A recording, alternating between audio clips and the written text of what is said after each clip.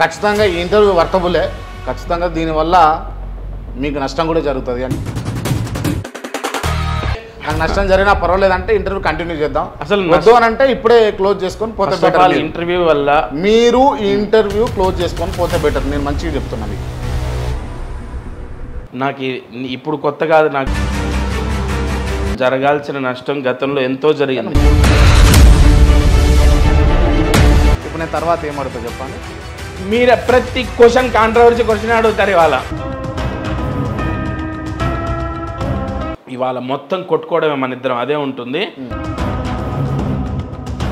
మనుషుల దగ్గర వాళ్ళ మానసిక స్థితిని గ్రహించి దాన్ని డబ్బుగా మార్చుకుంటున్నారు కదా. ప్రజలు కూడా మీలాంటి వాళ్ళని బాగా నమ్ముతున్నారు, మీరు దాన్ని బాగానే క్యాష్ చేసుకుంటున్నారు. ఇప్పుడు ఆ ఇంటర్వ్యూకి ఈ ఇంటర్వ్యూకి మధ్యలో ఎంత సంపాదించారు మీరు?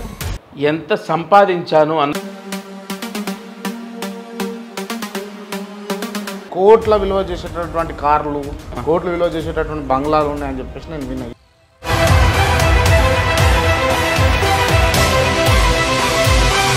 సంపాదించండి, మాలాంటి వాళ్ళని ఎందుకు మోసం చేసి సంపాదిస్తారు మీరు? అసలు ఆ వర్డ్ యూజ్ చేయడానికి మీ దగ్గర మీతో పాటు కొంతమంది దొంగలు జ్యోతిష ముసుగులో ఉన్నారా లేదా? ఫస్ట్ ఆఫ్ ఆల్ దొంగలు అనే రైట్స్ నీకు లేవు. ఉన్నారా లేదా? దొంగలు అనడానికి నువ్వెవరు అసలు? కోపం వస్తుంది మీకు, మళ్ళీ రివర్స్ ఎందుకు అంటారు మీరు? కోపం కాదు, మీకేంది, మీరు హ్యాపీగా ఉంటారు, అందరినీ మోసాలు చేసుకుంటారు కదా. మోసము అన్న పదానికి మీరు ఎవరిని మోసం చేయలే. మోసం అనే పదానికి అర్థమైంది. లక్ష్మీకాంత శర్మ. నేను కొంతమంది జ్యోతిష పండితులకు కూడా ఫోన్ చేసిన, మీరు రండి మీ ఇంటర్వ్యూ చేయాలి మిమ్మల్ని అని అంటే వాళ్ళు భయపడుతున్నారు. మిమ్మల్ని ఎంత భయపెట్టినా మీరు వస్తారు. మరి ఫస్ట్ ఆఫ్ ఆల్ భయం ఎప్పుడు ఉంటుందో తెలుసా? బయటపడితే ఏమో, వాళ్ళు ఏమని అడిగితే నేను ఎక్కడో ఇరక్కబోతానేమో. చాలా మంది కూడా మిమ్మల్ని పిలుస్తారు కదా. ఓకే, మరి చాలా ఛానల్స్ దగ్గరికి ఎందుకు రిపీటెడ్గా పోవట్లేదు మీరు? కుటుంబాలు ఉండే వాటికి కూడా పరిహారాలు దొరుకుతుండే కావచ్చు. అదే నేను అంటున్నాను, అటువంటి సంబంధం లేని ప్రశ్నలు. నాకు తెలిసిన ఒక వ్యక్తి గతంలో ఏం జరిగింది, ఫ్యూచర్లో ఏం జరగబోతుందో నాకు కొంచెం అవగాహన ఉంది. ఆ వ్యక్తి డేట్ ఆఫ్ బర్త్ చెప్తా, మీరు ఇప్పుడు లైవ్లో ఆయన జాతకం చెప్పాలి. అసలు నన్ను నేను ప్రూవ్ చేసుకోవాల్సిన అవసరం ఏంటి? నేను చెప్పను. ఇవాళ ఒక్కొక్క జాతకం చెప్తే 6,000, 10,000, 25,000, 25,000 కన్సల్టింగ్ కూడా ఉంది.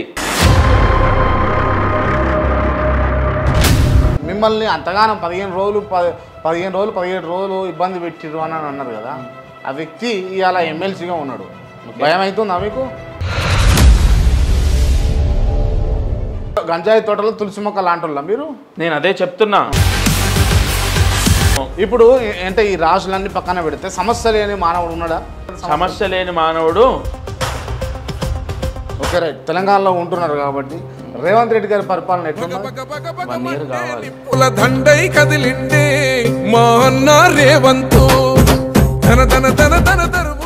అసలు వేణుస్వామి నిజమా అబద్ధమా? అదే క్రాంతి. ఇప్పుడు వేణుస్వామి రాంగ్ ప్రిడిక్షన్లు చెప్పిండు అని అంటున్నాను నేను, మీరు ఒప్పుకుంటారా? ఒప్పుకునేదేంటి? సరే మీరు చెప్పండి, ప్రభాస్ జాతకం ఎట్లున్నది, మంచిగా ఉందా? ఒకటండి, ప్రభాస్ గారి జాతకము విశేష యోగాలు ఉన్నాయి. సరే, ఇంకా చాలు. తెలంగాణలో 10 ఏళ్ళు సీఎంగా ఉన్నటువంటి సుపరిపాలన అందించిండు కేసీఆర్ అని చెప్పేసి అంటున్నారు కొంతమంది. ఆయన ఎందుకు ఓడిపోయిండు? ఆయనకు పార్లమెంటు స్థానాల్లో ఒక్క స్థానం కూడా రాకపోయిన కారణమైంది. ఇక్కడ ఆయన జాతకం ప్రకారము గడప గడపలోన నీ పేరు రాసుకున్నవే, కడుపులోన పెట్టుకొని మమ్ముల చూసుకున్నవే,